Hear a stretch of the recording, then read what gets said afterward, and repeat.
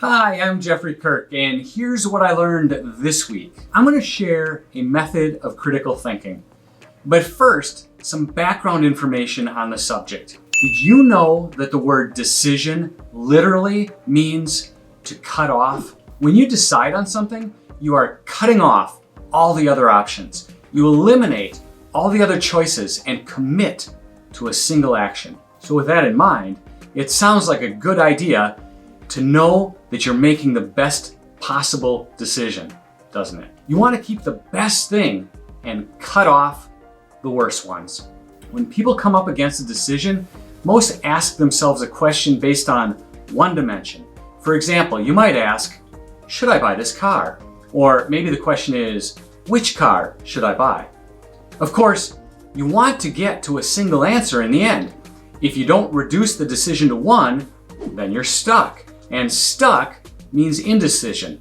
And who wants that? Or maybe you don't get stuck, but you find that you often make decisions that don't work out very well. Either way, whether you find yourself getting stuck or you just want to know that you're making the best possible decision, you might want to start asking better questions to improve your critical thinking. As I mentioned, many people ask a single question in the decision-making process. What happens if I do this? Or what happens if I make this decision? I learned at an early age to ask two questions, pros and cons. What positive things happen if I do this, and what negative things happen if I do this? And that's a good step because that's looking at two different dimensions in the decision-making process. A strategy I have used very effectively in the past to get unstuck was the pick a decision out of the hat method. This can work when you are stuck with two or more items. If there are only two items that you're trying to decide between, then the flip a coin method could work just as well. When I was a senior in high school, I had to decide which college to attend. It was pretty easy to narrow down my choices to the last two, but then I got stuck. I visited each of them, spent the night at each, talked to students and professors, sat in on classes, got their financial aid packages. I liked them both, each balanced off with pros and cons. Trying to compete with each other, the financial packages were basically identical. I couldn't decide, but I had to. I could only accept one college offer. That's when I first had the pick a decision out of the hat idea.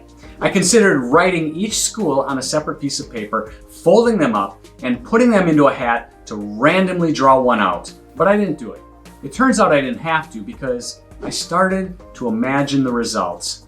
How would I feel if I reached in and picked Carroll College? That would be okay. How would I feel if I reached in and picked Ripon College? Well, not quite as okay. I felt I might be a little disappointed, and I decided I would put the paper back in and try again. And that's when the light bulb went on. And the answer surprised me because Ripon was the leader from the beginning. I had fallen in love with that school from the very first visit. But there was something about Carroll that kept drawing my attention back. And now, here was the answer. If my feelings matter, and they should, for the choice of going to a college for 4 years, then I had my decision. I would go to Carroll instead of Ripon. And the decision was made. I had to cut off Ripon to accept Carroll. But I've known these decision methods for a long time. So what did I learn this week? Well, there is a method of critical thinking called the Cartesian Quadrant. Are you familiar with this? Yeah, I probably heard of it years ago, probably in a philosophy class at Carroll College. But it's not something I ever took seriously outside of class.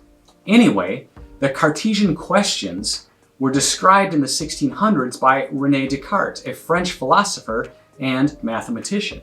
Instead of asking a single question or even two questions, the Cartesian Quadrant has, well, you guessed it, 4 questions. Here are the questions. First, what will happen if I do this? Second, what won't happen if I do this? Third, what will happen if I don't do this? And fourth, what won't happen if I don't do this? Okay, the last question can be a little confusing because it contains a double negative. If it helps, you could reword it a little bit like this. If I don't do this, then what is not going to happen? Or if I don't do this, then what are the things that won't happen? And if that's still too difficult, just think of it as the opposite of the first question. It's the opposite of what will happen if I do this. I could have probably used the Cartesian Quadrant upon graduating from college when trying to figure out which job offer to accept, or in my case, choosing to reject all of them to hold out for something else. But let me give you a real example in the present. I'm paying for a monthly fee for a service that I used for some clients, but no longer have current clients taking advantage of it. Let's look at the 4 questions. Number 1, what will happen if I stop using the service? Well, I'll save money every month. I will also have to pay a 38% higher monthly fee if I restart because I'm currently grandfathered in at a lower price. And if I do want to use a service like this in the future, I may have to look at other options as well. Number 2, what won't happen if I stop using the service? I won't have access to historical data and configurations. I won't be able to offer the service without reestablishing this or something similar.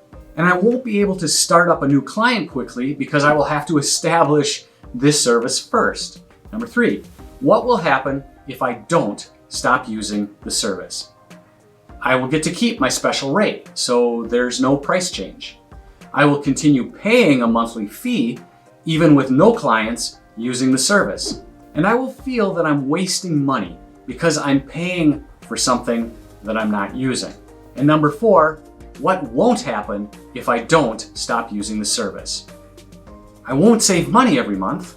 I won't have to worry about my price going up, and I won't have to look for alternatives in the future. These are just 3 answers for each question. I would suggest going deeper, but even with this little bit, it opens up other thoughts. For example, if I choose to stop, knowing that I will pay more if I restart, what is my confidence that I will be stopped for long enough for it to be worthwhile? For example, if it's likely I will have to restart next month, then it would be foolish to go through the effort and experience a price increase for a 1-month delay. In the past, this is one of those types of decisions I would put off. I would be optimistic that I would have another client using the service soon and that I would want the lowest price available. But does it serve me to have a monthly fee for something that may or may not happen? If the situation would change within the next month or 2, then it would make sense to continue. But outside that range, it makes most sense to quit. With this knowledge, I could look at other areas of my business and conclude there was almost no chance of getting another client using this service within a few months. And therefore, the best decision would be to stop. So how about you? How can you use the Cartesian Quadrant to make better decisions? Comment below. And if you like this, please subscribe to my channel.